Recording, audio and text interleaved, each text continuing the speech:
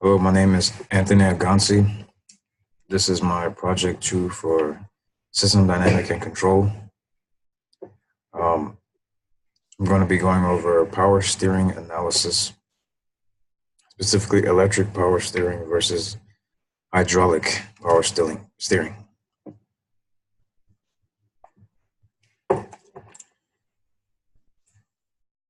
Some background information.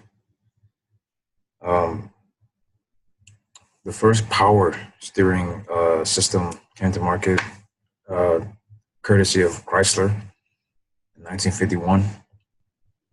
This is a hydraulic power steering system designed to aid in steering. This system mostly was used in rotary vane pumps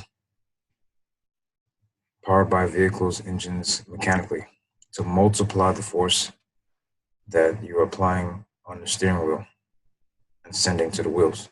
So basically, before 1951, before this power steering system was introduced, steering vehicles was very difficult, very tasking. Um, it required a lot of strength, a lot of torque, and uh, obviously something needed to be done. And for the sake of our project, I'm going to compare the power system that I just mentioned, which is known as the hydraulic steering system. Um, I'm going to I compared this hydraulic power steering system to electric power assist system. The electric power system was introduced by Suzuki in 1988, which is very recent. Um, Basically, the hydraulic system it uses is a mechanical system, so your steering wheel is directly connected to your front steering rack. It has belts um, and gears.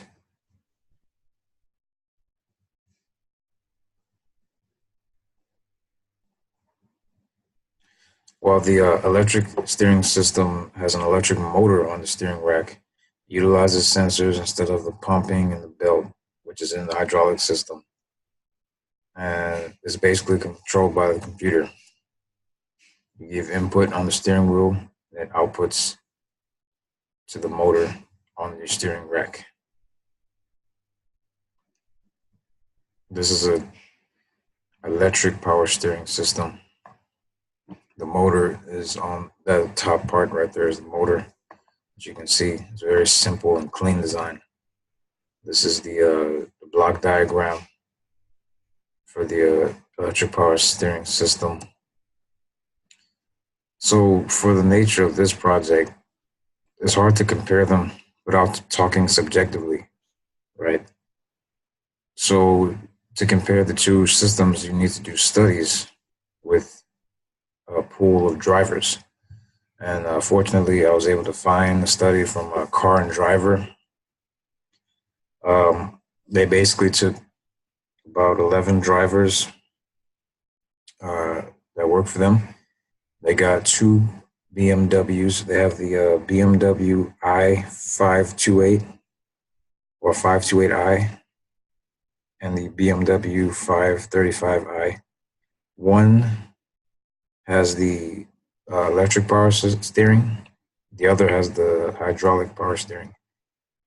So they basically drove them the same amount of time, the same distance, and we were able to get a survey from each of the drivers. And interestingly, most of the drivers did sort of lean towards the electric power steering. So after complaining about the EPS, most of the car enthusiasts, right, the regular consumer cannot really tell the difference between the EPS and the hydraulic. But people who work for Car and Driver, car enthusiasts, people who buy cars specifically for speed and power. This is the type of study that they would be interested in, and these are the type of people that have the debate that hydraulic power steering is a little bit better because it gives you direct feedback. But however, the shocking revelation is that the car and driver study preferred the BMW's electric system over hydraulic assistance. Total votes in 7 out of 10 ratings categories favored EPS by 2 to 8 points each.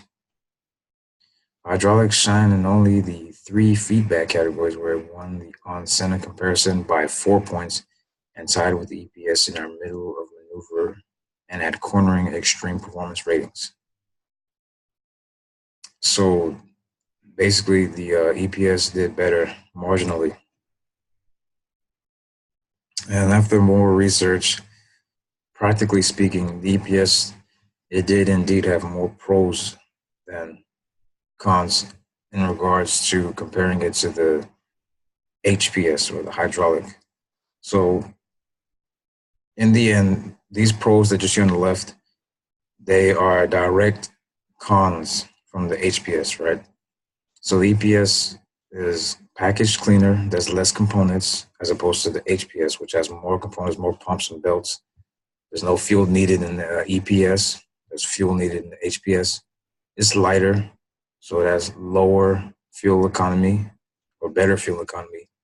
It's less wear and tear because it's not using the engine, and it's not always activated, right? It's only activated when you're actually steering, when you actually need it, as opposed to the HPS, which is on at all times and always running. And the APS also responds better at different speeds. Some cons of the EPS is it's in some models it is more expensive. It is computer controlled, but that's probably not going to be a con for much longer as it's getting more popular, more widely manufactured. It should be the norm um, about 2018, 2019. And the main con is it's a very subjective thing is the direct feedback, like the road feel when you're driving.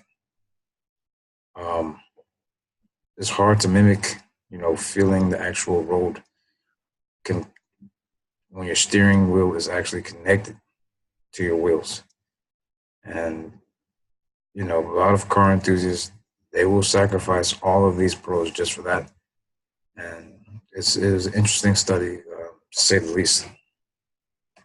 So in the end, the EPS system holds a slight margin. I had more data in my report about this. Only the most extreme drivers will be able to, tell the difference.